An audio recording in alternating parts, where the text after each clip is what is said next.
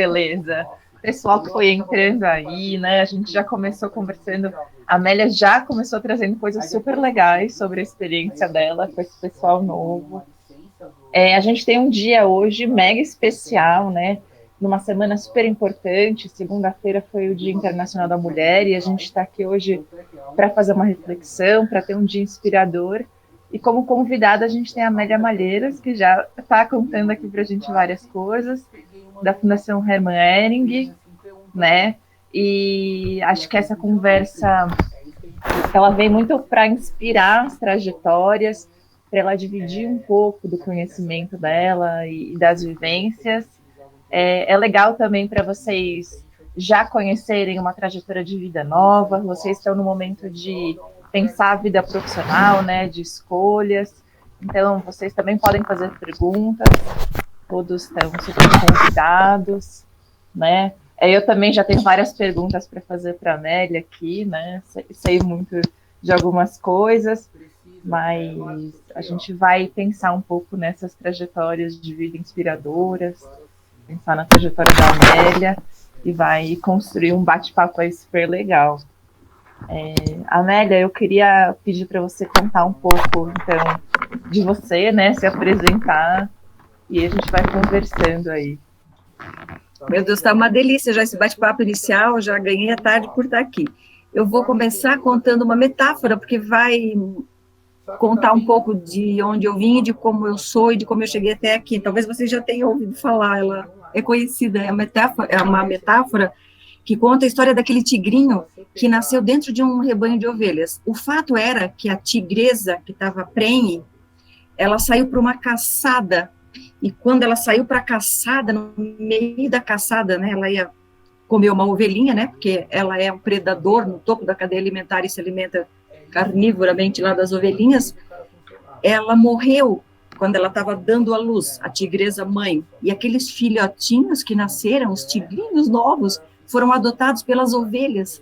E eles nasceram imaginando que eles eram ovelhinhas, porque eles só viam ovelhas ao seu redor, as ovelhas os acolheram, né? E eles pareciam se sentir muito em casa, assim, no meio daquele rebanho de ovelhas. E aprenderam a se comportar como ovelhas. E foi indo. Aqueles tigrinhos, né? Enfim. Mas um tigrinho daqueles era mais inconformado. E um dia apareceu um tigrão lá da floresta, puxou um tigrinho daquele de lado, lá daquele rebanho de ovelhas, e fez com que ele se olhasse num lago e visse refletido o seu reflexo. E disse assim: olha, meu amigo, você não é uma ovelha, você é um tigre. O tigre é um animal que ganha a floresta, é o rei da floresta. A gente vai muito mais longe, a gente olha um universo muito maior, a gente ruge muito mais alto. E você tem esse poder dentro de você. E o tigrinho meu nem entendia direito o que era aquilo, então o tigre disse: vamos soltar um rugido aí dentro de ti, para ver onde você consegue ecoar. E o tigre deu aquele rugido alto, o tigrinho deu um miadinho que parecia um gatinho. Mas o tigre velho lá, ele foi incentivando aquele tigrinho a soltar dentro de si aquele seu grito primal, aquele seu urro. E um dia esse tigrinho, ele conseguiu soltar e ele realmente ganhou a vida que estava designada para ele, pela sua espécie, o lugar na floresta que ele devia pertencer. E ele virou um tigrão lá, um rei da floresta. E às vezes a gente é um pouco esse tigrinho que nasce no meio de um rebanho de ovelhas, né? A gente tem um potencial grande dentro da gente, mas a gente tem várias situações da nossa vida que fazem com que a gente se sinta um pouco num lugar de desconforto, como se a gente estivesse no lugar errado. Então, às vezes é a família, são os pais, às vezes os professores, às vezes a religião que a gente adota, às vezes os profissionais, os chefes que a gente tem pela vida, que não fazem a gente se olhar lá no espelho e entender quem nós somos. E a gente pode viver quase uma vida toda achando que é uma coisa e não é. Tem um desconforto dentro da gente. Eu sentia muito esse desconforto dentro de mim, porque eu venho de uma cidade de 300 mil habitantes, muito pequena, quando eu nasci talvez tivesse ainda menos, né, 200 mil, num bairro periférico, pobre. Meu pai era A gente não falava catador naquela época. Meu pai, ele juntava ferro velho, mas como se vocês entendessem, hoje é um catador, né? E a minha mãe era do lar, e eles tiveram 14 filhos. Então, imagina, né? Muito filho, e eu era um pouco aquela ovelhinha, tinha um tigre dentro de mim, eu sonhava com muita coisa, eu não queria ter a vida que as minhas irmãs mais velhas. Nós somos 11 mulheres e 3 homens. E eu não queria ter aquela mesma vida na profissão. Elas nem tiveram muita profissão, elas casaram muito cedo e se tornaram donas de casa. Eu, desde pequena, queria ser professora e executiva. Professora e executiva, eu sonhava. Ou eu ia ser professora ou eu ia ser executiva, eu só sonhava com isso. Mas eu também não sabia o que era ser executiva.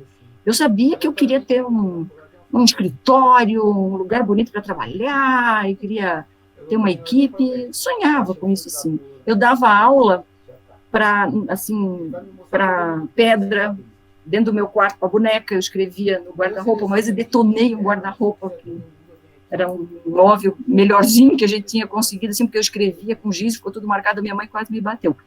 Minha mãe e meu pai nunca bateram num filho. Nós nunca apanhamos, nenhum dos meus irmãos, a gente nunca apanhou um tapinha, assim, um puxãozinho de cabelo. Uma família pobre como a nossa conseguiu criar 14 filhos no amor. Isso é o principal privilégio que eu tenho na vida. Se eu não tive roupa nova, sapato novo, estudei só em escola pública, não consegui fazer faculdade na hora certa, fui fazer anos depois, se eu não viajei para nenhum lugar, se eu não pude nada, não me faltou comida e não me faltou amor. E isso já foi suficiente para que eu conseguisse continuar sonhando em ser professora e ser executiva. Ser professora e ser executiva. Eu trabalho há 42 anos. Eu tenho 56 anos. Esse ano, 57, em outubro, eu trabalho desde os 14 anos de carteira assinada. Nunca tirei mais do que um mês de férias e nunca tirei um sabático, nunca fiquei nem um ano sem trabalhar. Eu trabalhei corrido, desde os 14 até os 56. Só na mesma empresa eu já trabalho há 30 anos, e os outros 12, 13 anos eu trabalhei em outras empresas, sempre na área têxtil.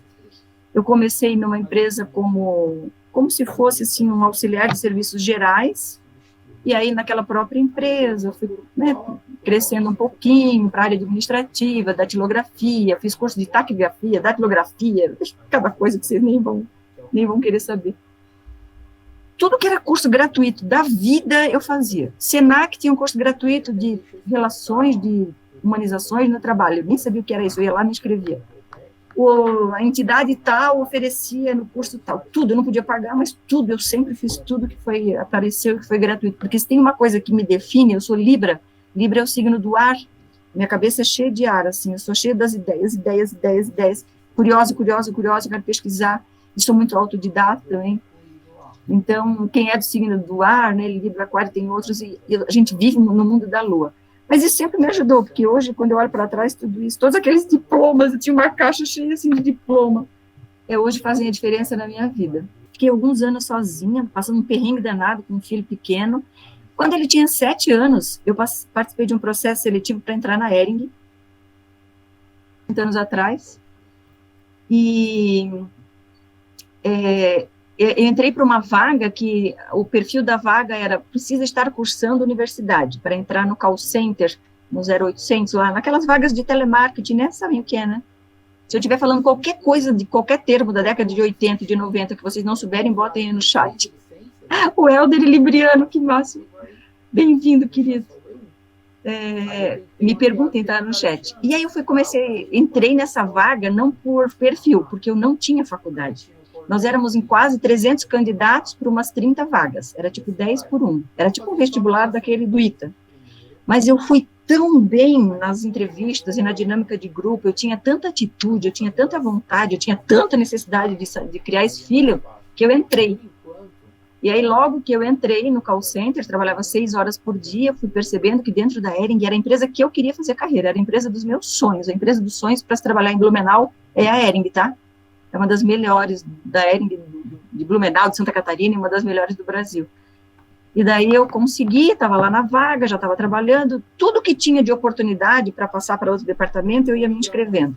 Só que eu sempre esbarrava nisso, eu não tinha curso superior, não tinha faculdade, não tinha dinheiro, tinha filho para sustentar, não dava. Até que a Fundação Hering, que é essa fundação que hoje eu dirijo, ela lançou um programa de bolsas de estudo. E eu consegui 70% da minha faculdade paga pela Fundação Hering. E eu fui fazer faculdade de administração. E aí a minha vida mudou totalmente, assim, meus horizontes se abriram, né? Eu entendi que era o começo de uma nova jornada. Aí a próxima etapa que eu me inscrevi para uma mudança de área dentro da Hering, já tendo faculdade, eles já olharam para mim diferente. E aí eu tive o privilégio de, em 1994, estando só 2 anos na Hering, começar uma área que se chamou, hoje a gente está bem familiarizado, né, com saques, serviços de atendimento ao consumidor, mas na década de 90, poucas empresas tinham saque, só as grandes, as de alimentos, né, porque quem comprava uma roupa na década de 90 ia devolver pelo correio, porque tinha um defeito. Perguntem para as mães de vocês. Ninguém, o consumidor não tinha direitos resguardados, não tinha Código de Defesa do Consumidor consolidado, era uma zona no Brasil, né, o mundo já estava diferente, mas aqui a gente estava bem atrasado. E aí eu tive o privilégio de começar essa área do zero na Hering.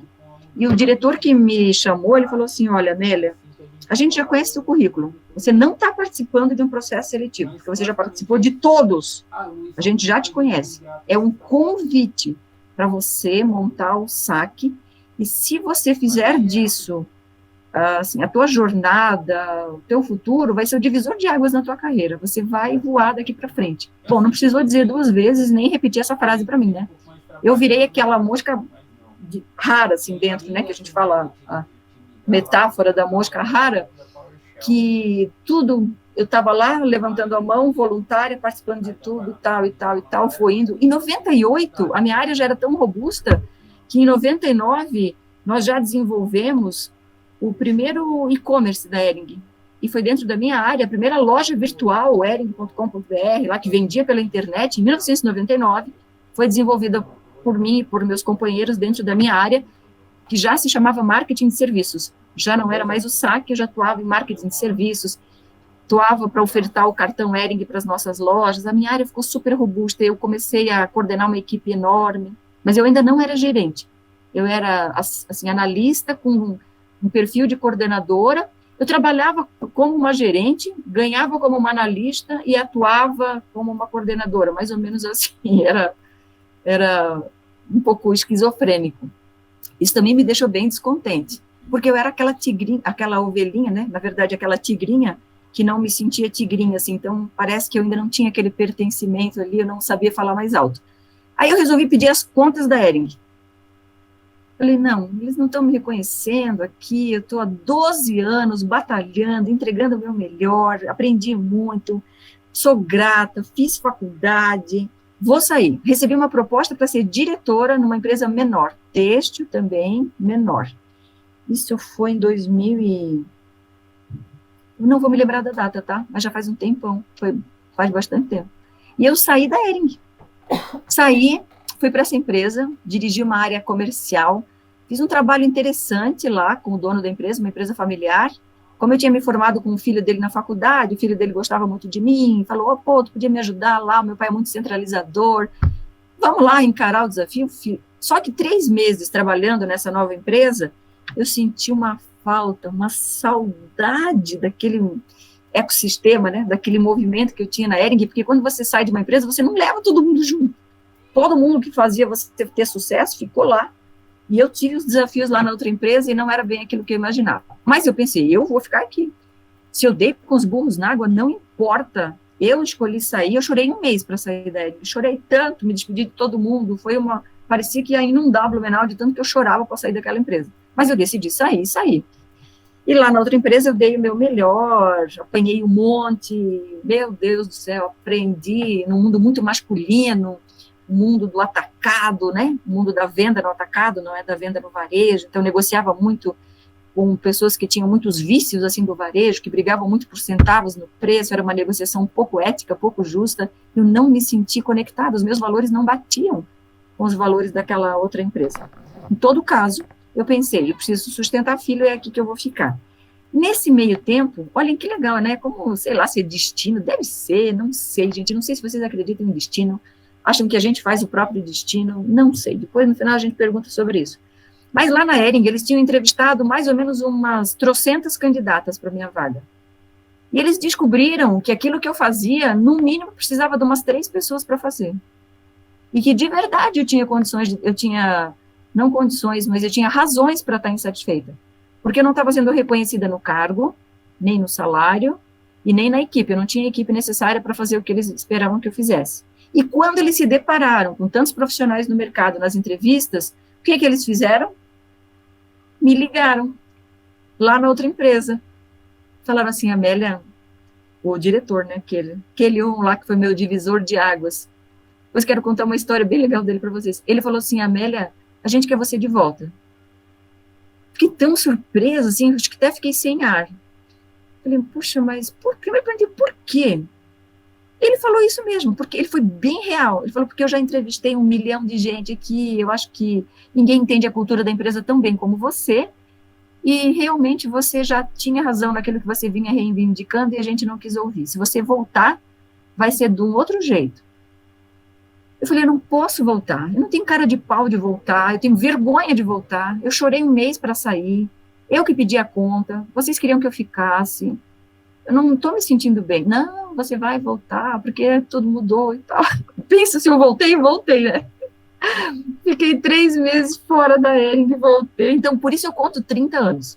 Nesses 30 anos, diminuam 3 meses. Foi o tempo que eu tive para fazer essa vivência lá nessa outra empresa. É muito interessante, né? Como a vida dá voltas.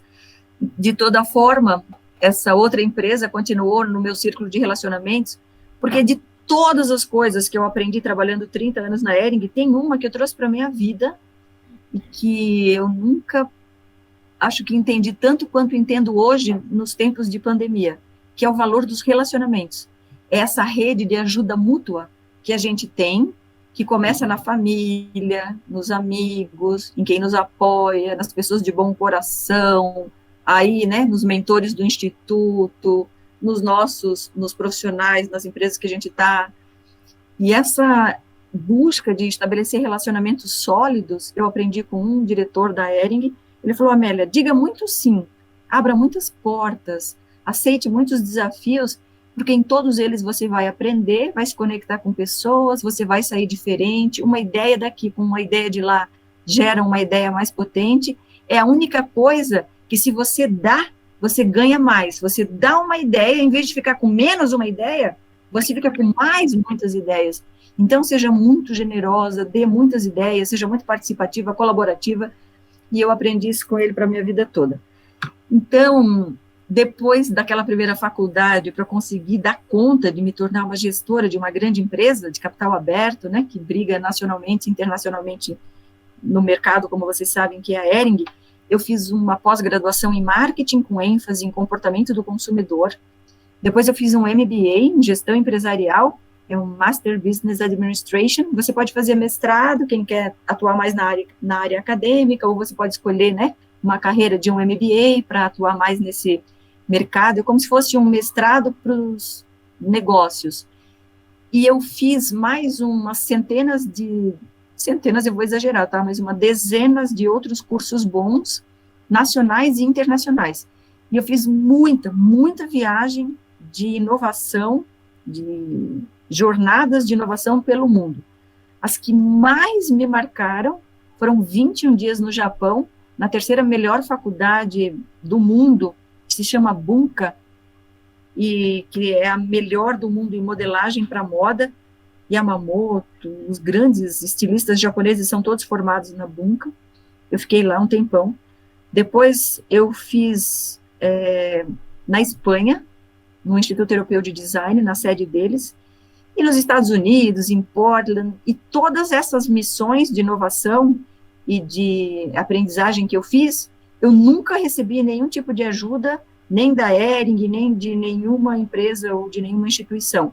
Eu sempre fiz o seguinte, eu gostava muito de viajar, gosto muito, eu juntava o dinheiro para minhas férias e procurava alguma missão que tivesse alguma possibilidade de juntar uma semana de férias com 1, 2, 3 semanas de aprendizagem. Então, posso dizer para vocês que o passaporte hoje, né, já é o segundo passaporte já bem cheio aí de carimbos, para uma pessoa, né, que nasceu lá, né, aquela ovelhinha, interior de Blumenau, Santa Catarina, 14 filhos, fadada a trabalhar como costureira, que eu amo a profissão, tá? Não tem nada contra. Ou como assistente do lar, como as minhas irmãs são, né, que também tenho tudo a favor, tá? Não tenho nenhum preconceito, nenhum julgamento, eu tenho uma honra por todas as profissões. E eu sempre dizia para o meu filho, filho, você pode ser lixeiro, se você fizer isso com amor, eu vou te ser a mãe mais feliz do mundo, só não pode escolher profissões que não tenham ética e respeito. E então, assim, eu consigo ver o quanto essa vontade, né, de não ficar satisfeita com aquele meu mundinho ali, me levou para alcançar esse espaço de hoje estar na direção de uma entidade que tem um propósito muito bonito, para alguns de vocês, né, a fundação, não para essa turminha que está agora aqui no Reciclar, mas para a turma que se formou, que já esteve conosco em outras etapas, já ouviu falar mais da fundação, a gente já fez vários projetos aí juntos com o Reciclar. E hoje, aos 56 anos, eu estou num momento de carreira de recomeço, assim. Eu estou começando 3 projetos novos, como consultora e empreendedora, para outras entidades, não mais só para a fundação, e está me dando um frio na barriga, porque eu dominava a cena, né? 25 anos de companhia, mais 5 de fundação, já dá 30, conheço todo mundo e tal. Agora eu estou me lançando no mercado com outras propostas, outros conteúdos, e ainda assim, trabalhando bastante. 70% do meu tempo é dedicado para a Fundação e para o Museu Hering, e 30% eu estou desbravando novos mercados. Acabei agora de entregar um programa lindo, Os Caminhos da Moda Sustentável. É um curso livre para o Senac São Paulo, ele vai ser ofertado aí logo no site do Senac. Qualquer pessoa acima de 16 anos, com qualquer tipo de formação, pode se inscrever, daqueles cursos maravilhosos que o Senac oferta. E quem criou toda a metodologia, o conteúdo, fomos eu e uma colega que milita nessa área da sustentabilidade na moda, como nós militamos aqui há muitos anos. E eu adorei aprender como é que se faz a formação, né, de um curso na carga horária, na formação do docente, na formação do conteúdo curricular. Foi um aprendizado incrível que o Senac de São Paulo me abriu as portas. E agora já estou em outros vários projetos aqui me reinventando. No mundo das startups, aí tenho sido conselheira e tenho sido mentora de algumas startups que estão acontecendo aqui em Santa Catarina e em outros lugares, porque acho que, de novo, eu estou no meu começo de adolescência, sabe? Estou vivendo uma nova fase, onde as coisas materiais da minha vida, e eu sempre sonhei muito pouco com coisas materiais. Então, aqui eu estou num apartamentinho, num bairro, 60 metros quadrados, pago. Meu, tá ótimo. Não quero apartamento de 200 metros, não tenho nada contra. Quem tem, pode ter, deve sonhar com coisas materiais. Não é o meu caso. Eu quero menos, eu quero mais liberdade de mobilidade, quero poder viajar mais. Então, uma casa pequena, se precisar aluga, né, vai morar em outro lugar, bota coisa na bagagem e olha, e vai para frente. Mas respeito todas as ideologias, todas as preferências, todos os sonhos de todo mundo, porque cada um é único, né? A gente não está aqui para julgar ninguém. E que bom que a gente tem sonhos materiais para nos moverem, né? Porque eles são, primeiro, um impulsionador dos nossos desejos, e para a gente entender o nosso propósito, primeiro a gente precisa ter meta. Meta é o que tangibiliza, né? O que eu preciso construir primeiro para entender lá em cima para que eu vim. O propósito é para que eu vim, né? A meta é o que eu vou fazer para chegar lá. E eu acho que eu consegui equacionar bem. Então, tenho metas, ainda tenho sonhos materiais, mas já o meu propósito de criar boas conexões, como essas, assim, que a gente tem criado, né, com o Instituto Reciclar, para mim, um grande exemplo de uma conexão que começou pequenininha, do nada, quando a gente conheceu o Instituto, há anos atrás, se encantou, foi aí, conheceu a sede física, conheceu a liderança, conheceu os jovens, conheceu a história de cada um, ou pelo menos algumas histórias, entendeu a beleza, a potência, né, dessa comunidade que vocês estão, e entendeu que a gente podia fazer coisas muito juntas. E para fazer muito breve essa história, se vocês me perguntassem assim, se tudo valeu a pena, tudo valeu a pena, eu não mudaria uma linha. Casamento antes do tempo. Puta, né? Não foi fácil encarar, sair da adolescência e entrar numa relação de marido e mulher. Mas antecipou aí os aprendizados, sofreu um pouco, foi para frente. Eu não fiquei parada na dor. A dor, ela, às vezes, não é uma escolha da gente, sabia? A pandemia não foi uma escolha nossa. Ela chegou na nossa vida. Os pais separados, que causam uma dor enorme na vida da gente, não são uma escolha nossa, é uma escolha deles. A perda de um amigo querido, né? Em quantas dores a gente pode ficar parado? Mas a escolha de ficar parado na dor ou evoluir, e dar um passinho, passar pelo luto, né? Aquelas 7 fases do luto, vocês sabem, né? Começa negando, isso não aconteceu comigo. Por que isso aconteceu comigo? Deus, que diabo, só aconteceu comigo. Se revolta e vai indo, vai assimilando. Lá pela 4ª fase, puta, se aconteceu comigo, tá me ensinando alguma coisa. Na 5ª fase do luto, a gente fala, cara, preciso aprender com esse luto. E na 6ª e 7ª, a gente pega o luto, bota debaixo do braço, faz dele um diamante, dá uma polida e vai para a vida. Então, sair do luto é uma escolha nossa. E de todos os lutos que eu vivi, né, já perdi pai, mãe, já perdi, né, deixei emprego e já perdi emprego também. Já fui demitida poucas vezes, mas mais vezes eu escolhi sair. Já perdi, enfim, né, oportunidades, já, enfim, sei lá quantas perdas eu já tive, materiais e imateriais. Eu sempre escolhi não ficar no luto. É uma escolha consciente. A gente precisa botar foco em entender como é que a mente da gente funciona. E a mente, tá, gente? A mente da gente mente. Ela mente o tempo todo pra gente, o tempo todo. Ela falseia as coisas. Ela confunde emoção com realidade. Você está vivendo uma extrema emoção e você pensa que aquilo é realidade. E aí você precisa fazer como se você estivesse na tua casa, ou, sei lá, cria um avatar teu, ou pega um objeto como se fosse um helicópterozinho, assim, né? E aí você olha lá de cima, como se você estivesse lá nesse helicóptero, e olha para a dor aqui embaixo. Para a tua mente se tornar esse observador. A física quântica diz que o observador afeta o observado. E se o observador, que sou eu mesmo, olho para o meu problema aqui embaixo, eu consigo entender outras nuances. E parece que o problema traz em si a própria solução. Quando eu inverto o enunciado do problema, a própria solução está dentro dele. E a dor se transforma em potência, em afeto, em amor. E eu não preciso devolver para o universo. Se eu recebi dor, eu não preciso devolver dor. Se eu recebi raiva, eu não preciso devolver raiva. Se eu não recebi egoísmo, eu não preciso devolver egoísmo. Eu posso olhar isso tudo, né? Viver essa experiência, não negar, tá, gente? Sentir, porque nós somos vulneráveis, somos seres humanos, cheios, né, de camadas, precisa entrar em contato com essas camadas da dor, não ficar sorrindo à toa. A pandemia não nos permite sorrir à toa. Hoje, nós perdemos aqui um empresário queridíssimo da região, assim, que eu estou chocada até agora, de Covid, né, não tinha comorbidade, na casa dos 60 anos, fazia um trabalho incrível pela cultura. Dá uma dor imensa, assim, né? Não posso fugir disso. Estou triste por ele. Mas tinha essa conversa com vocês agora e eu não podia vir aqui passar, né, a minha dor para vocês.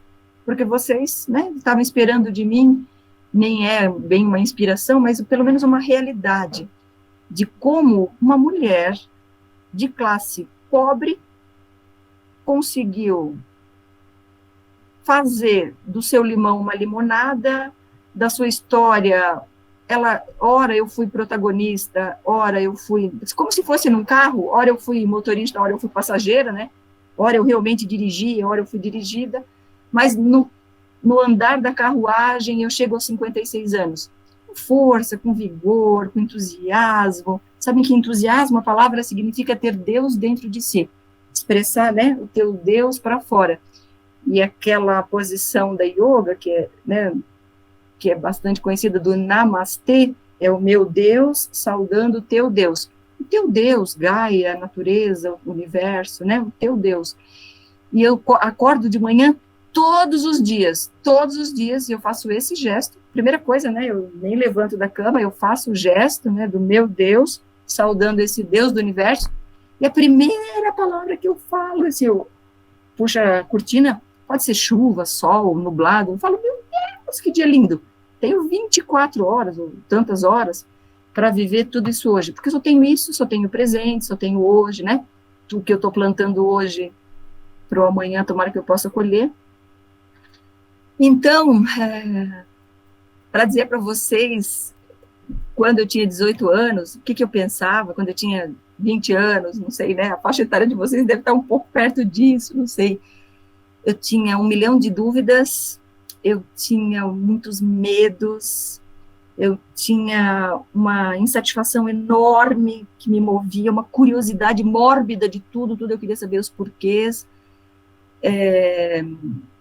Mas eu não tinha nem pessimismo, eu não tinha nem preguiça, e eu não tinha... O que mais que eu não tinha, né? Medo, preguiça... Medo eu tinha. Eu não tinha preguiça, não tinha vergonha, também não tinha vergonha. Eu nunca tive vergonha, tá? Eu fui a oradora desde o primeiro ano primário até a formação na pós-graduação, tudo que era trabalho era eu que apresentava. Eu sou número 3 na numerologia, depois eu ensino vocês a fazerem a numerologia de vocês. 3 é comunicação, então assim, dá 3 para mim tudo, número da vida, número do ano, número da alma, eu sou 3, 3, 3, 3. Eu vim para comunicar, e se eu vim para comunicar, eu preciso fazer dessa comunicação o meu dom. Só que o dom da gente pode ser o veneno. Tudo que é demais, falar demais também não é bom, né? Falar de menos também não é bom. Então, eu precisei entender, assim, né, o equilíbrio desse meu dom. Então, cada um de nós tem essa missão. A minha é de comunicar. E eu também sempre tive muita vontade de comunicar. Por isso, estou aqui hoje muito feliz. O Tiago, me faz uma pergunta aí. Bia, você ia me fazer uma pergunta, porque pode ser que eu falei coisas que vocês não estavam esperando, não queriam ouvir, acham que foi desnecessário. Então, agora me direcionem para um foco aí da conversa que ajude um pouco esses jovens. Ai, Amélia, você disse tantas coisas interessantes, então tá de perguntar um pouquinho mais de cada coisa, né? Foi transitando entre tantos assuntos, assim, até falando de numerologia agora, os meninos já ampliaram um pouco aí o repertório. Legal. Né? E aí eu ia tocar numa questão que você trouxe agora no momento de escolha, né, de quando você é mais novo. Você tem entre 15 e 16 anos, vai fazer a primeira escolha profissional, né? E eu queria saber, assim, o que você poderia dizer para eles e como é que foi quando você foi fazer a sua escolha ou a sua matrícula lá na faculdade, né? Você contou um pouco lá a sua trajetória. Eu vou falar da escolha depois da matrícula, porque talvez o que eu traga sobre a faculdade não se aplique bem, não seja a realidade de vocês. Eu fui fazer a faculdade com muito mais idade, né? Lembra, eu não tinha dinheiro, casei, fiz tudo ao contrário, e aí fui fazer a faculdade bem mais velha. Mas a minha primeira escolha da profissão, ela não se deu por nenhuma vocação, Bia. Ela se deu por necessidade. Eu precisava pagar contas, simples assim. Só que entrando lá naquela empresa que me abriu a primeira porta, eu não fiquei menos entusiasta, menos colaborativa. O primeiro emprego que eu tive era assim, essa empresa era uma empresa têxtil, e ela tinha um programa para incentivar as pessoas a não faltarem e não chegarem atrasadas nenhum dia do mês. E ela dava uma recompensa para as pessoas. A recompensa era pegar um pedaço de sobra do tecido, daquele lençol, daquela fronha lá que eles fabricavam, que era de cama, mesa e banho, fazer um pacote daquilo e entregar para aquele colaborador que apresentasse um atestado que ele não faltou nem um dia, não chegou nem um dia atrasado. Gente, isso foi em 1980 e pouquinho, tá? Esse programa, então, né, vocês não... Pensem sempre há 40, 50, 40 anos atrás, essa realidade. Até hoje, muitas empresas têm planos de recompensa, tá? Não é mais bem assim. Hoje a gente não trabalha mais por hora, a gente trabalha mais por entrega, por job, né? Mas, enfim, naquela época era assim, você tinha que estar lá aquelas horas. Era pessoal de fábrica, é a base da fábrica, né? E eu já quis inovar ali, sabe? Então, assim, era papel pardo, eu pesava 2 quilos de tecido, embrulhava, fazia pilhas, a empresa tinha uns 10 mil funcionários, sei lá quanto, e cada um que chegava lá com papelzinho, eu ficava num balcão e entregava aquele pacote para a pessoa. Eu já inovei, eu desenhava coraçãozinho e falava, você mereceu, que bom que você veio. Eles, no outro mês, já gostavam, já me conheciam pelo nome, nós éramos em 4, eu era mais jovenzinha e outras 3 bem mais velhas do que eu. Mas todo mundo queria receber eu era bem bonitinha também, né, gente? Eles queriam receber o retalhozinho ali, né, o pacote da minha mão, então eu me tornei a linha de frente das 4. Eu representava ali o departamento. O fato é que eu tinha que me ajudar, o meu dinheiro todinho ia para casa, tá? Eu não ficava com mal, eu não precisava pegar ônibus, né, porque era perto de casa, então não tinha nem dinheiro do ônibus. Eu almoçava e fazia o lanche dentro dessa empresa, não precisava de dinheiro para comer, e a roupa e sapato que eu ganhava era das minhas irmãs mais velhas. Eu não ganhava sapato novo e não ganhava roupa nova. fui ganhar roupa, nova e sapato e comprar para mim, bem ali, quando já namorei o bonitão ali. E daí, né, já tinha moto, aquela história, tal, já precisava de um tênisinho melhor para sair com ele de moto. Uma coisa que eu nunca me esqueço, assim, que eu tenho um pouco de arrependimento, é que nos domingos, né, ele ia lá em casa me buscar para a gente dar uma voltinha, a gente não tinha liberdade, pensa que namorava, assim, ficava um na casa do outro, não, era vigiado e tal, né. E aí, para me livrar de lavar a louça nos domingos, ele chegava lá em casa para almoçar e logo depois do almoço ele me convidava para passear. E aí eu deixava a louça toda para minhas irmãs lavarem. E elas ficavam putas comigo, assim, sabe? Então, Bia, eu escolhi a profissão no momento de necessidade. Mesmo assim, eu me diferenciei dentro daquele trabalho, que era braçal, pesava, entregava, né, 8 horas por dia fazendo isso, 2, 3 anos ali que eu fiquei. Quando eu terminei o primeiro grau, ele estava terminando o segundo grau, e eu quis sair dessa empresa, eles próprios dessa empresa me abriram as portas para trabalhar no centro, no escritório, como secretária de um diretor, de uma seguradora, sem ter faculdade ainda. Fui lá, concorri para a vaga, fui tão bem indicada que fui ser secretária, e aí eu já me sentia tal, né? Tinha um PABX, lá o telefone para passar ligação, tinha que datilografar, eu tinha uma máquina de escrever que tinha corretivo, tinha aquele errorex, aquela tintinha branca que apagava o erro, e eu podia errar e corrigir, escrevia memorandos. Então, pensem que, né, a primeira escolha, às vezes, na vida da gente, cada um sabe a sua realidade, necessariamente não é daquela profissão que eu quero ter para a vida, mas nesse momento é importante. O mais importante é, naquele lugar que eu estiver, em qualquer empresa, em qualquer momento, que eu faça daquilo um aprendizado, uma ponte, um trampolim, uma mola, usem a metáfora que quiserem, para saltar daquele para o próximo estágio. Porque eu já sonhava em ser professora executiva. Hoje eu sou professora, né? Estou criando esse curso com o Senac São Paulo, já dei aula mesmo, eu dei 2 anos de aula para a faculdade, para uma faculdade privada aqui da região. Adorei dar aula, amei dar aula. Eu quero voltar com mais frequência quando retornar aí o presencial todo.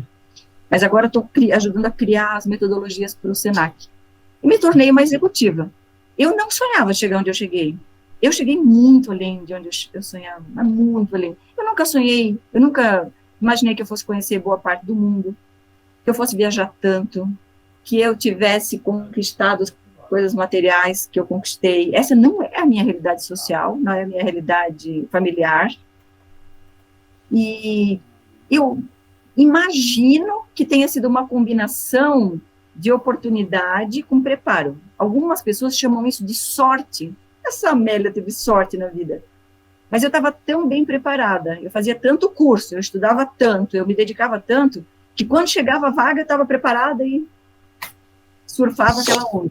Então, dizer que eu tive sorte é quase um ultraje para mim, né? Porque foram muitas horas de dedicação e de estudo, e de abrir mão, de ter uma vida um pouco mais leve, né? De, por exemplo, ficar horas na frente de TV, coisa que eu nunca fiz, de, né, assistir coisas que não me acrescentam, como até hoje não faço, de ficar horas hoje em redes sociais, como também não faço. Por quê? Porque estou estudando o tempo todo, a minha mente está ocupada com um novo aprendizado. Agora eu estou fazendo uma formação para me tornar instrutora de yoga. Eu pratico yoga, mas sempre quis fazer uma jornada para ser instrutora e comecei a me preparar.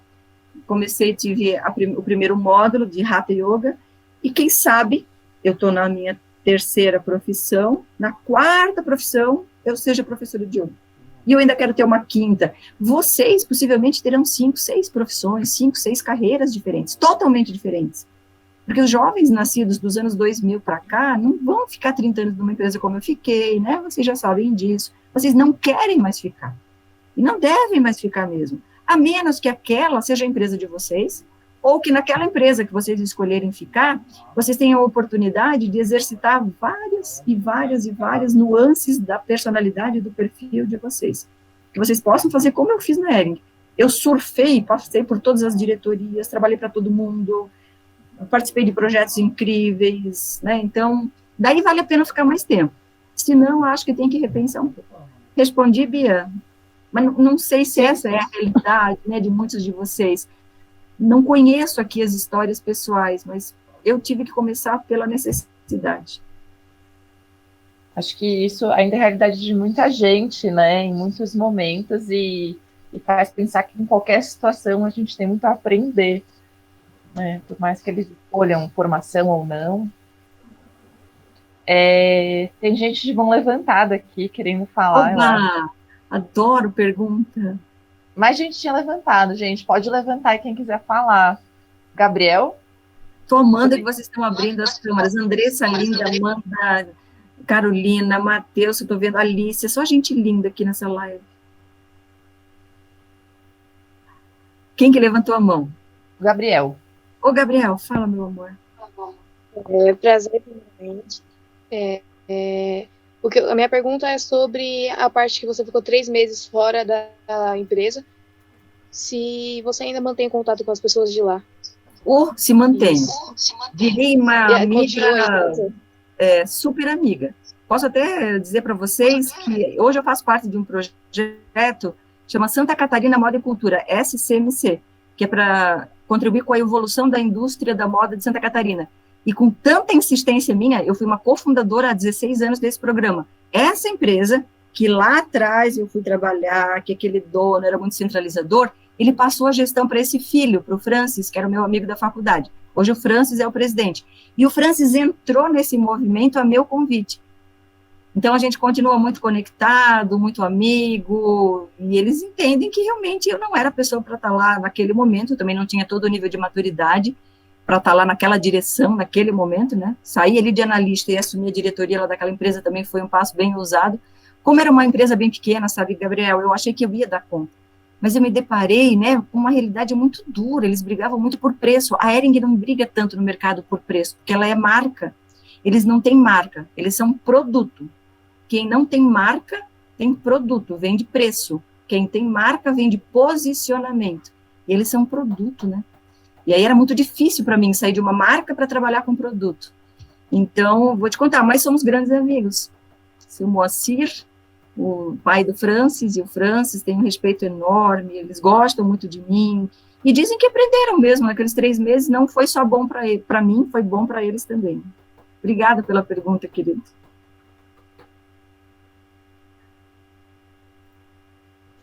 Eu sou um livro aberto, vocês já viram, né? Tudo está aberto aí, pode perguntar tudo, tá? Giovana, tudo mesmo. Não sei se Joana caiu. Quem mais tinha levantado a mão e acabou... Não sei, Tainá, oi. Diga. Oi, nossa, primeiramente queria dizer que seu nome é lindo. Eu tinha uma amiga que se chamava Velha também, nossa, simplesmente incrível. E é muito bom escutar você, porque você conta, você tem uma facilidade de se comunicar, é uma coisa tão espontânea, tão aberta. E mesmo a gente estando pela internet, dá para sentir essa energia, é uma coisa muito boa de se sentir. Eu estou simplesmente amando. Eu queria dizer isso, não tem uma pergunta específica, eu só queria dizer que eu estou amando. Manda esse feedback, Tainá, obrigada. É assim que eu me sinto, como se eu estivesse aí do ladinho de vocês. Amélia, eu queria aproveitar só que a Tainá falou da questão de se comunicar, mas sempre foi assim para você? Você sempre, desde de pequena, teve essa facilidade? Ou foi alguma coisa que você foi desenvolvendo, percebendo a importância que o tem? A importância eu percebi com o tempo, mas quando eu tinha uns 3 anos, eu tenho um tio que era padre, e ele vinha só uma vez por ano nos visitar. E aí ele gostava bastante de mim, e ele me ensinou uma música, e queria que eu cantasse essa música, e em troca ele me dava um dinheirinho, porque eu cantava e ensinava, fazia quase um teatrinho, imagina, né, uma bonitinha de 3 aninhos, assim, toda saltitante. Só que daí ele fazia assim, ele me dava o dinheiro, sabe, Vitor? Eu cantava, ele dizia, dá o dinheiro que o tio vai guardar. Canta de novo. E me dava o mesmo dinheiro. Canta de novo. Ele me explorava. Eu cantava umas 10 vezes e ganhava o mesmo dinheiro dele. No final das contas, eu tinha a mesma moeda e tinha cantado 10 vezes para ele. Então, eu não dava nem importância e nem sabia que isso era uma habilidade minha. Mas como na escola, os meus amigos foram reconhecendo, eles falavam, você não precisa fazer o trabalho, você só precisa apresentar. Isso já é 10 garantido. Eu falava, pô, então tá bom, né? Mas aí eu tinha que estudar para apresentar o trabalho. E aí eu aprendia. mas não precisava pesquisar. E quando fui começar na Hering, né, no SAC, as primeiras coisas que eu tive que fazer foi texto, porque eu gosto de escrever muito bem também. Já escrevi uns 5 capítulos aí de livros diferentes, 5 ou 6.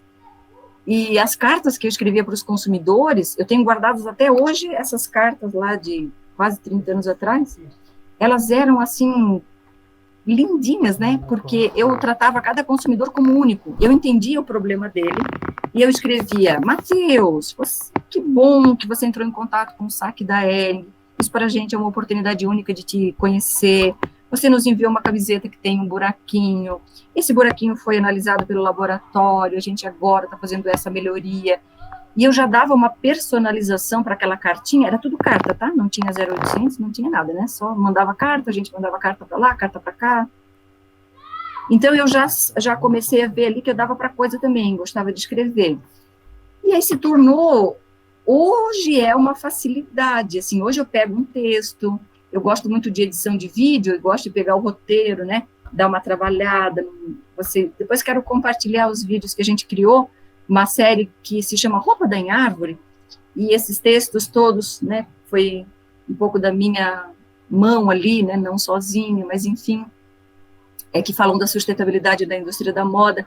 Então eu fui desenvolvendo aos poucos, talvez tenha vindo lá desde pequena, e eu sou o oposto da minha irmãzinha mais nova, ela é uma virginiana mais tímida do mundo, e aí eu me sobressaía muito, né, eu era muito aquela que cantava, que se apresentava, e ela muito tímida.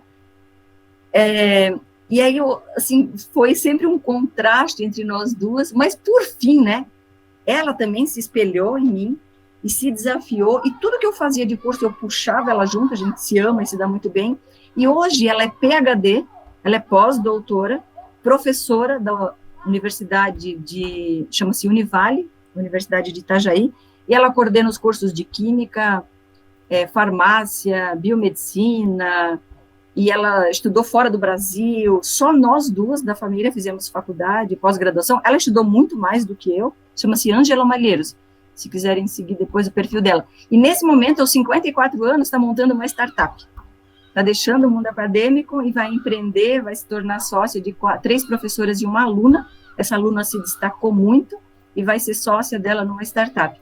Então, vejam, né? Uma família tão grande ali, as duas pontas, né, foram indo, se destacando. Por quê? Porque é educação, gente.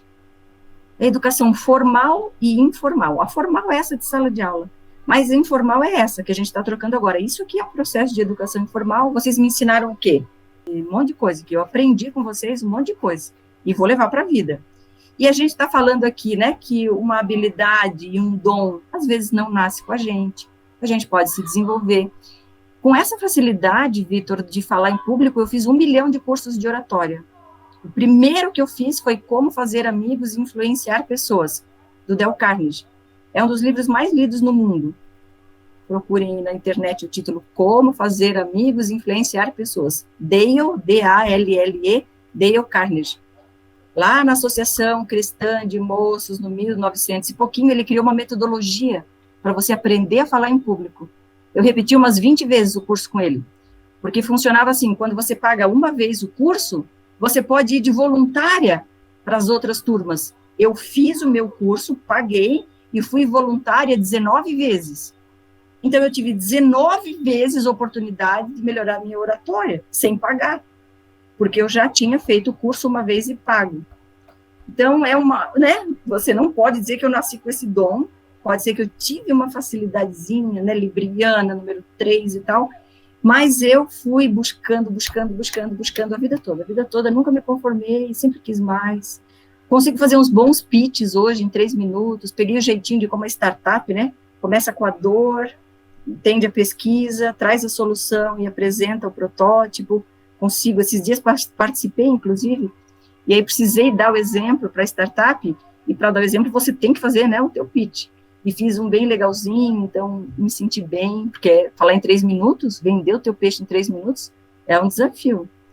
E o que eu queria dizer para vocês, que um bom exercício para sair aqui dessa nossa conversa, e vocês gravarem no celular, em 1 minuto, já que vocês amam o celular, rede social, não precisa postar, tá? Não precisa postar, é só para vocês. Gravem um vídeo de 1 minuto respondendo a pergunta: quem eu sou? quem eu sou, quem é o Tiago, quem é a Amanda, quem é o Matheus, só para vocês. E vamos ver quais são os rótulos, quais são os clichês. Quem é de verdade a Bia? É alguém que ela pensa que ela é, ou que a mãe dela diz que ela é, a professora dela diz que ela é, a sociedade diz que ela é? Porque no começo, eu era a Amélia, que todos esses diziam que eu era. Até que com o passar dos anos, com a idade que eu tô, eu consigo ver quem eu sou na perspectiva do ego e na perspectiva da alma. Na perspectiva do ego, é como é que eu me mantenho viva, como é que eu aterrizo, quais são as minhas necessidades, e na perspectiva da alma, e qual é o meu propósito? Eu vim aqui nesse mundo para fazer o quê, afinal de contas? Quem sou eu na perspectiva da alma? E quando a gente grava esse videozinho em 1 minuto e a gente ouve várias vezes, e grava em momentos diferentes da vida da gente, a gente tem algumas surpresas, tá? Nem sempre a gente é quem a gente pensa que é. Às vezes a gente é um amontoado de adjetivos, mas de verdade aquilo não nos representa. E aí a gente vai dizendo, eu sou alegre. A alegria é o quê? É uma emoção? É um valor? Eu sou feliz? Felicidade é o quê? É um estado de espírito? É uma conquista? Ah, eu sou guerreira, eu sou feminista, eu sou... quais são esses adjetivos? Estou falando no feminino, porque foi o Dia da Mulher, mas tudo isso para o homem também, tá? Para os meninos que estão aqui. E aí você vai tentando perguntar mais um porquê. Faz uns 5 porquês aí. Por que que eu sou feliz? Por que que eu sou feminista? Por que que eu sou descontente? Por que que eu sou raivosa? Por que que eu sou negativo? Por que que eu sou chateado sempre? E aí esses 5 porquês, o segundo porquê, o terceiro porquê, o quarto porquê, vai fazer com que vocês tentem começar esse processo de autoconhecimento e de autodesenvolvimento, que vocês vão levar uma vida inteira. E só no dia que partirem para outra dimensão, vão perceber que tudo isso vai valendo a pena, esses porquês, esses rótulos, para a gente desvendar um pouco e encontrar esse nosso único lugar no mundo. Nós não viemos para esse mundo a passeio e nem à toa. Nós viemos para deixar uma marca, para fazer do nosso lugar um lugar melhor, não pior. Então, quais são os valores que eu estou cultivando dentro de mim, que vão fazer desse lugar um lugar melhor, para mim e para os meus, sabe? Enfim. Obrigada, Vitor, também pela pergunta. Legal, acho que tem uma lição de casa aí super interessante para fazer, né, ao longo da vida. Porque eu vi que a hora que o Vitor perguntou e a Tainá falou sobre comunicação, muita gente fez assim com a cabeça e com o olhinho brilhando, né? É uma coisa que muita gente gosta de ouvir alguém falando, né? De compartilhar uma história de vida. E talvez tenha esse potencial em muita gente aí também. Muita. E pode ser desenvolvido, né? Claro que hoje eu estou dentro do Museu Hering, o que eu mais faço é contar a história dos 140 anos da Hering, e pensar no futuro, nos próximos 140, e receber os estudantes. Eu adoro receber estudantes que vão para lá. Então, a profissão minha já exige um certo desenvolvimento como comunicadora, mas, no fim das contas, aquela história de aprender a se relacionar com as pessoas, e a comunicação, ela não é só falar, tá? Sabe qual é o principal ganho da comunicação? É saber ouvir. A gente pensa que sabe ouvir, né? Eu mesmo pensava que sabia ouvir. Só que quando a gente está ouvindo, acontecem 2 fenômenos na cabeça da gente. Ou a gente nega, ou a gente já se prepara com um pensamento que pode concordar ou discordar com aquilo que a pessoa está falando. E aí isso não é uma escuta ativa, isso não é uma escuta verdadeira, porque quando eu me abro para ouvir, eu não trago os meus preconceitos, os meus rótulos. Eu estou aqui ouvindo. Ok, ela é uma mulher de 57 anos, contando a história dela, falando isso, aquilo, vou fazer as minhas próprias considerações, nem vou achar ela certa nem errada, vou fazer a minha própria leitura disso tudo. É uma leitura, é uma escutatória isenta, assim, né? Não preciso, né, provar nada para vocês, não estou aqui me vendendo, não estou aqui nada. Meu propósito é que vocês sejam felizes nas escolhas de vocês. Então, quando eu vou para um lugar, escuto o meu chefe, tá? Né, a pessoa que trabalha comigo, me pedindo uma tarefa, ou, sabe, me mostrando um caminho. Eu preciso ir com essa mente aberta, dessa escuta. Quando eu vou para uma metodologia do reciclar, para uma oficina, eu preciso ir com essa mente da escuta aberta, livre de preconceitos. Porque se eu for para lá cheia das convicções, mesmo que eu esteja de boca fechada, dentro da minha cabeça, lembra que a mente mente. Eu posso estar sendo tão influenciada pelos meus pensamentos que eu boicoto o meu sistema de aprendizagem já de cara. Eu já nem deixo o processo evoluir, porque eu já criei tantos, sabe? Né, Bia? Não é isso?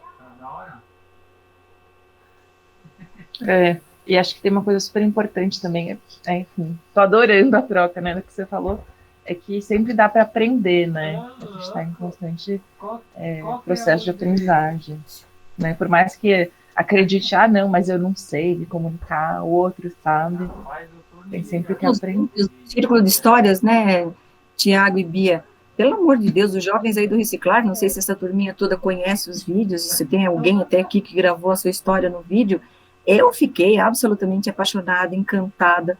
Aprenderam a metodologia, aprenderam a usar as ferramentas, trouxeram um recorte da sua história, uma simples ida num passeio para um lugar. Se tornou uma história deliciosa de ouvir. Então, tem técnica, tem metodologia, tem ferramenta. Vocês vão usar a comunicação o tempo todo, né, na entrada do mercado de trabalho, na vida escolar.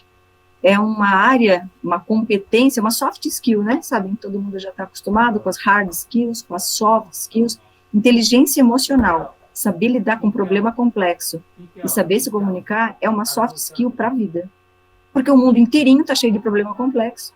Vocês vão se deparar com problema complexo o tempo inteiro nas empresas que vão escolher trabalhar. E vocês vão usar da comunicação para fazer daquele problema complexo um sistema, né, digerível. Deixa eu cascatear isso. Então tá, você quer dizer que é isso? Eu entendi dessa forma. E se a gente pensasse assim? E aí eu vou usando a comunicação para fazer aquele problema complexo se tornar em algo processual. E aí a solução brota no passe de mágica. Passe de mágica nada, né? Foi tudo um processo decupado, pensado, com metodologia. Mas para quem não sabe, as pessoas sempre dizem isso para mim: Amélia, engraçado, né? Para você parece que é tudo fácil de resolver. Meu Deus, você faz tudo tão fácil. Você sempre vê o lado positivo, e você isso, e você aquilo. Eu falei, olha, não pensa que aqui, às vezes, né, eu e o meu travesseiro, eu não tenho noites de insônia, daquelas terríveis, daquelas de enxaqueca. Mas no dia seguinte eu penso, e se? Eu adoro esse. E se eu não tivesse certeza daquilo? E se eu tentasse esse caminho? E se eu pensasse com aquele, né, propósito, com aquele lugar de fala? E se eu ouvisse aquela pessoa? E esse me salvou de muita situação difícil já, sabia, Bia? Eu já consegui sair de enrascadas que eu não sabia como resolver. E olha que em 25 anos, criando a área de sustentabilidade, como eu criei na companhia, uma área que não existia, comunicação corporativa não existia, saque não existia, loja virtual, tudo isso está no meu portfólio, né, de produtos e de projetos que eu criei na Hering, não existiam. Eu comecei com a minha equipe, com pessoas maravilhosas, eu sempre tive a sorte de trabalhar com gente incrível, e a gente começou juntos a desenvolver esses projetos todos. Então, esse EC é uma boa dica também para a gente ter como aliado, tá? Tiago, uma pergunta sua, uma consideração, já estamos no final. Aqui tem de mãozinha levantada a Jéssica também. Fala baixinho um pouquinho. Oi, Amélia. Eu tenho uma pergunta que acho que vai ser super construtiva também para os meninos já. Futuramente eles vão iniciar na carreira profissional deles. Conta um pouquinho pra gente nessa sua trajetória toda, como você lidava com os feedbacks que você recebia, sejam eles positivos, principalmente os negativos, que às vezes a gente recebe algum feedback negativo e a gente não leva para um lado construtivo de precisar melhorar, de como fazer para mudar isso, como fazer para conseguir melhorar isso e aperfeiçoar meu trabalho, o que é que eu estou fazendo. Jéssica, é a pergunta do milhão, tá? É pergunta de coach essa. Pergunta poderosa, amiga. Eu tive dificuldades enormes com feedback no começo. Por quê? Porque eu não estava tão aberta, eu achava que era uma crítica. Eu pessoalizava, eu achava que estava falando de mim e não do meu trabalho. Eu confundia eu e o meu trabalho, porque eu achava que eu e o meu trabalho éramos a mesma coisa. E eu tive bastante dificuldade de entender que o feedback é um presente. O pior feedback ainda é um presente. Não vou credibilizar o feedback. Dá 10% de chance de crédito para aquilo que estão te falando. Mesmo que seja um feedback distorcido. Dá 10% de chance. Quando eu aprendi que o feedback era um presente e que sim, eu podia realmente parar para pensar um pouco. E os feedbacks talvez mais duros, quando a Hering instituiu um processo de feedback 360, que é assim, eu sou avaliada pelos meus subordinados, pelos meus pares, pelos meus superiores e por mim mesma. 4, dou uma volta completa, por isso que é 360, um círculo.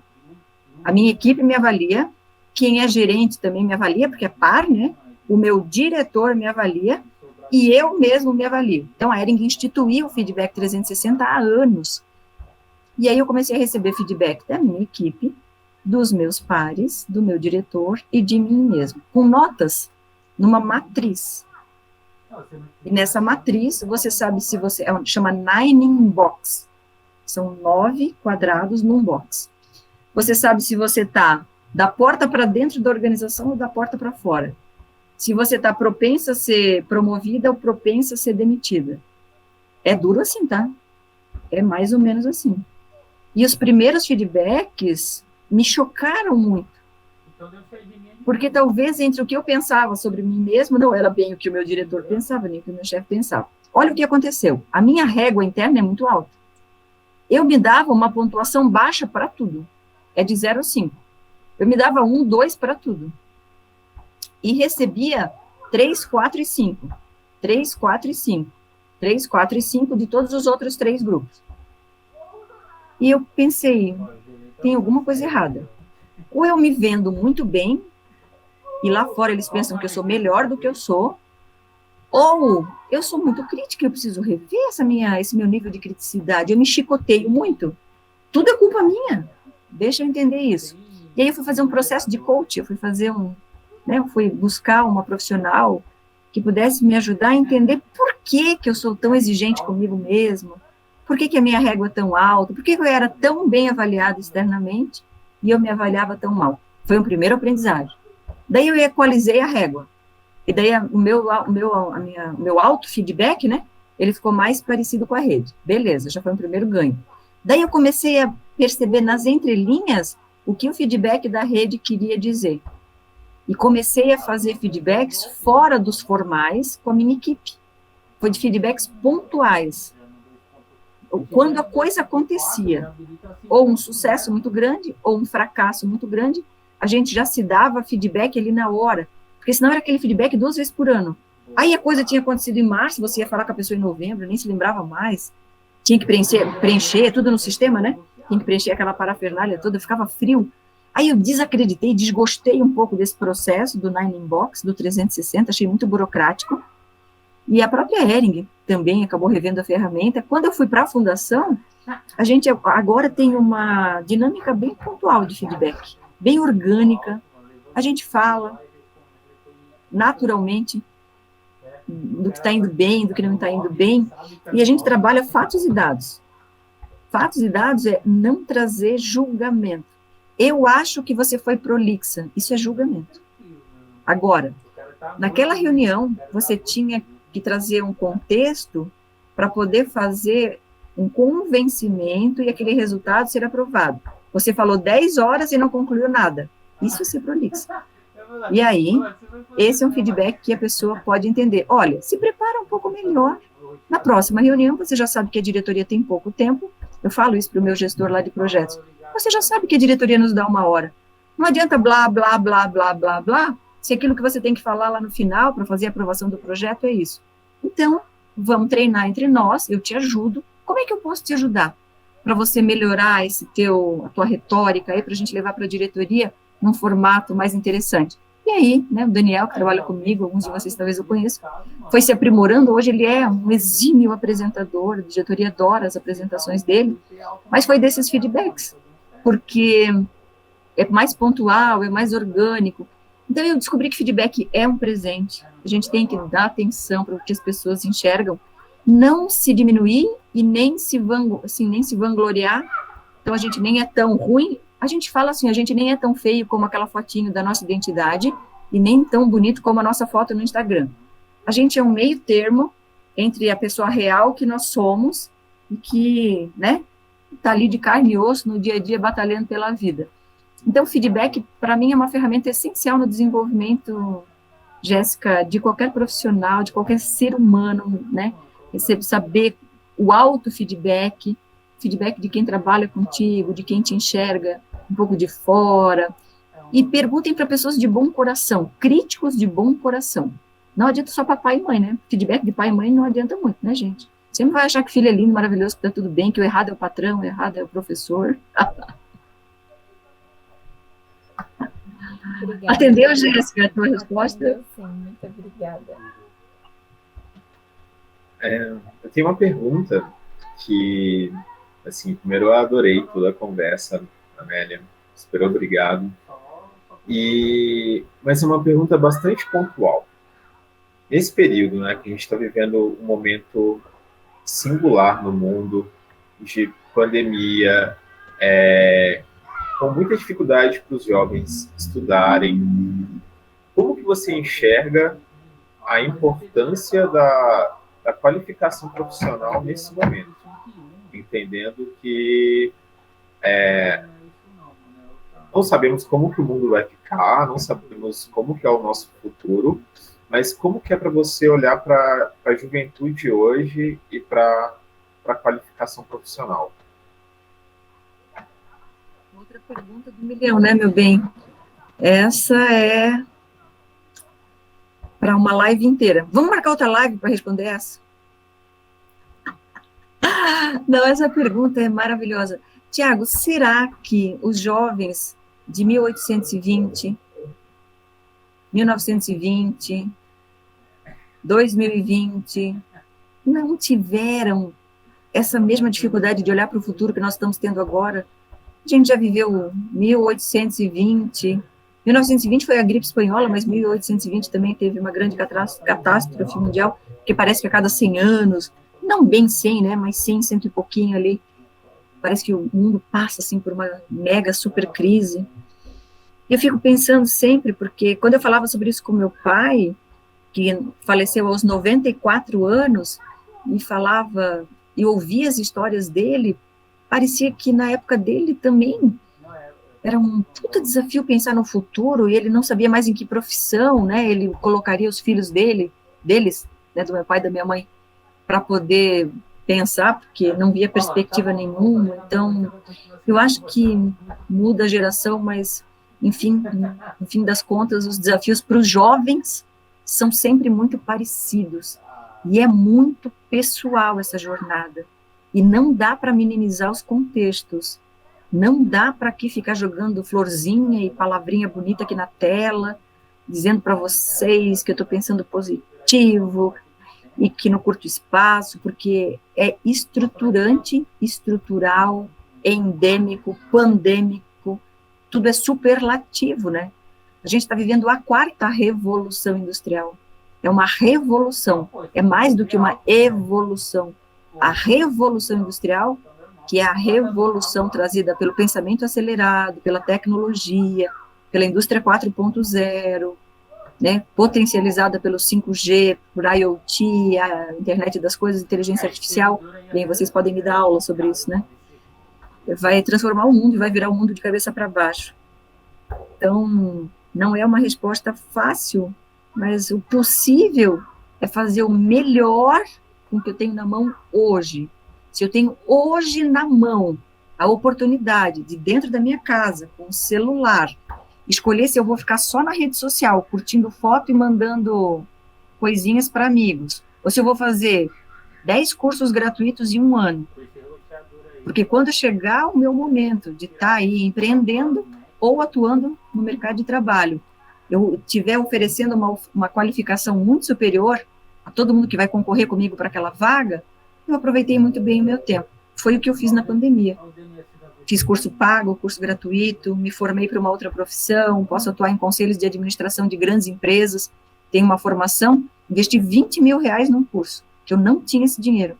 Paguei em suaves prestações para poder me tornar uma conselheira de administração.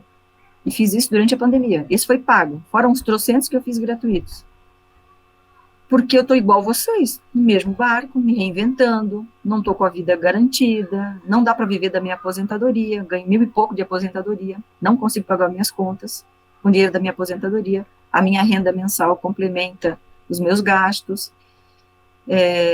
Não muda muito para o jovem, para quem está vivo no planeta. Todo mundo que está vivo no planeta agora precisa saber que está numa fase de quebra de paradigma absoluta. As profissões estão sendo ressignificadas. Um contador não será mais só um contador.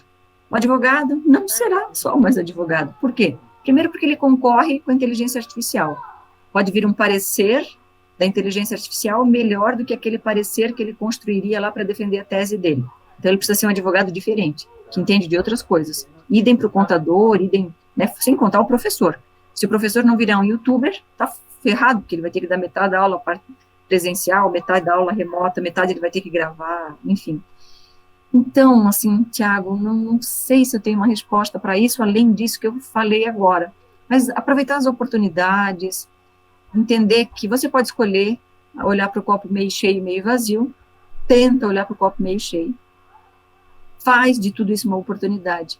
Procura se desapegar de alguns conceitos, inclusive de coisas materiais. Será que eu preciso aquele tênis caro? Será que eu preciso provar que eu pertenço a uma tribo porque eu uso aquela coisa tal ou tal? Não sei nem se é realidade, tá? Estou falando isso genericamente para o universo jovem, que às vezes, para se sentir incluído, busca consumir algumas coisas que, para mim, né, e para nós hoje, talvez já são símbolos ultrapassados, de status que não justificam mais o nosso sacrifício.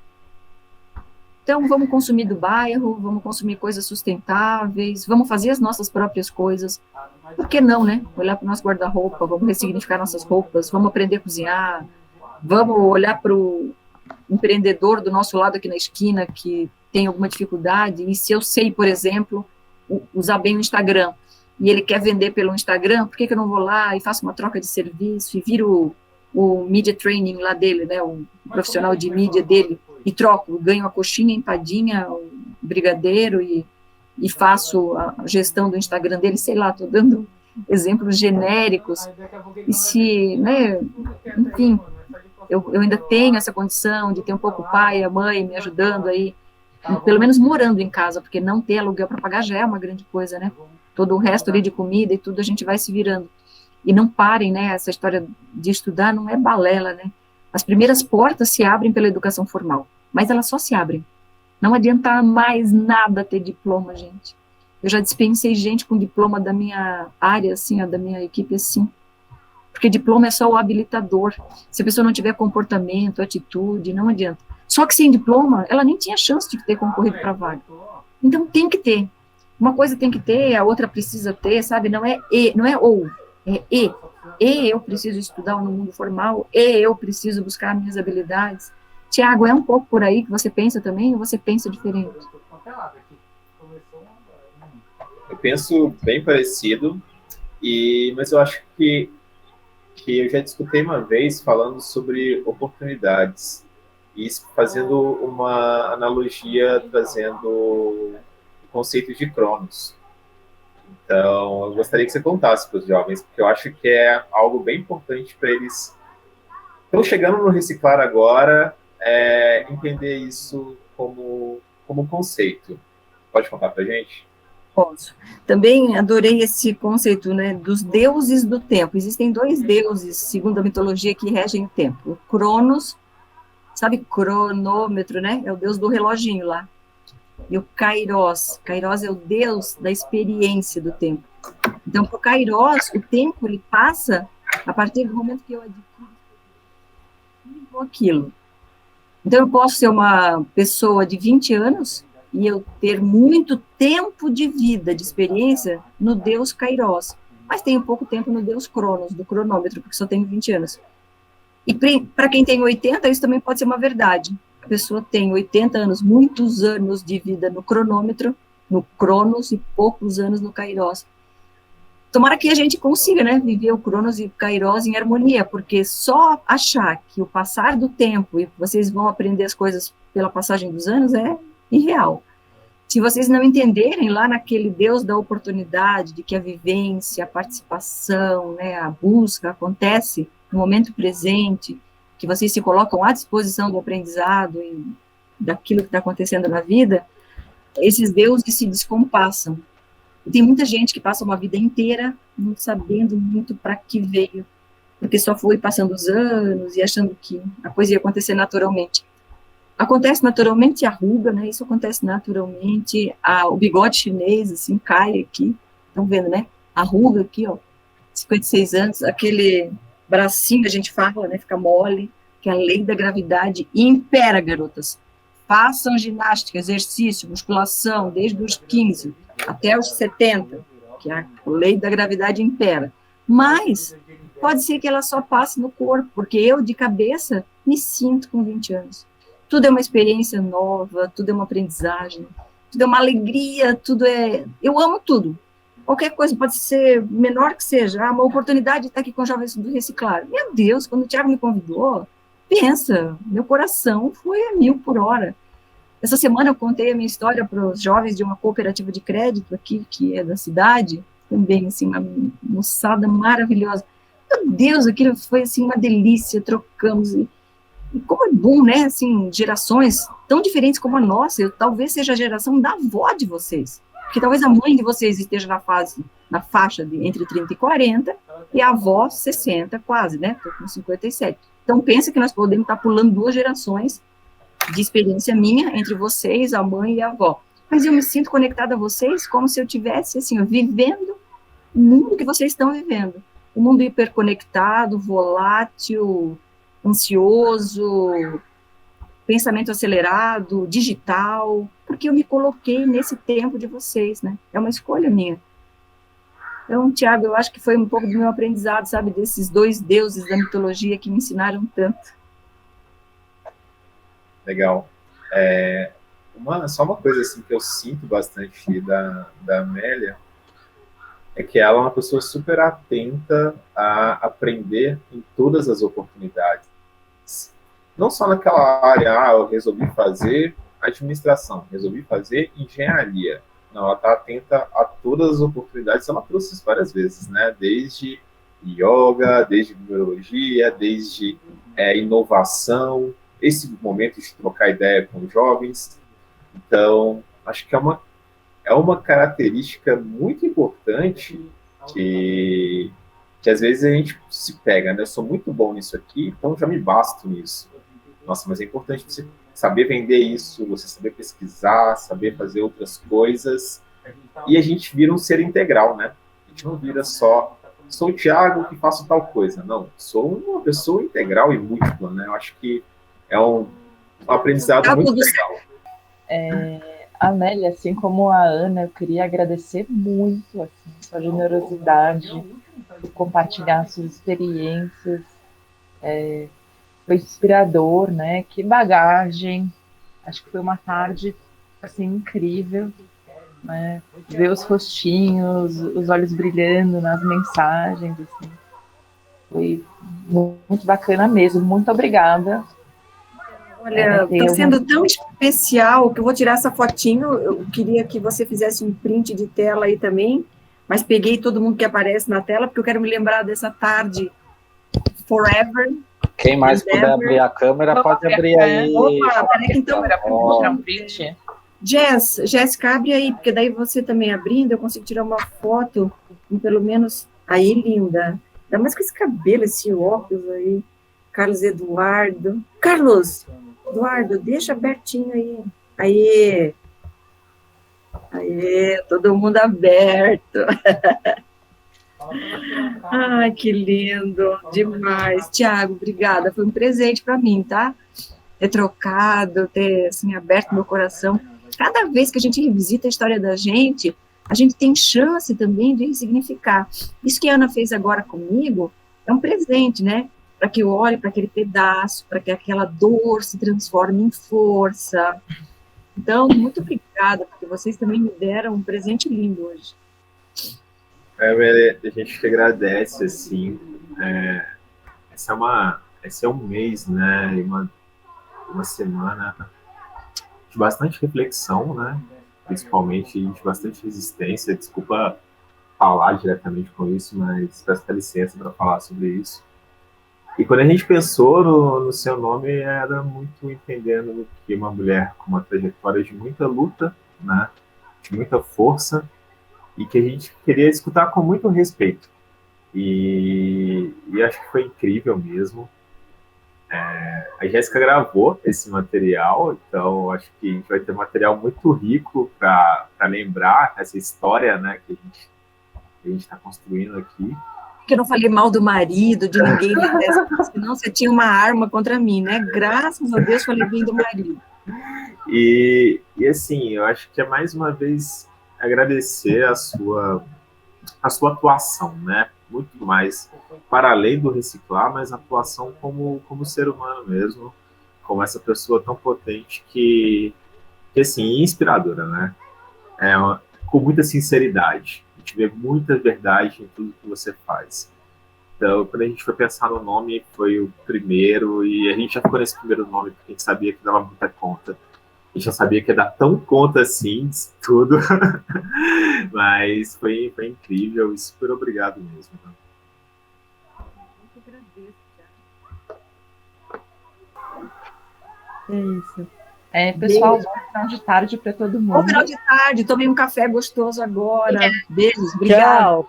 Beijo, tchau. Adorei. Você é o último a sair aqui para me despedir. Vou esperar todo mundo sair. Tchau, beijo, beijo. Tchau. Tchau, obrigada. Tchau, Amélia, você é incrível. Você é uma Rayane, tchau.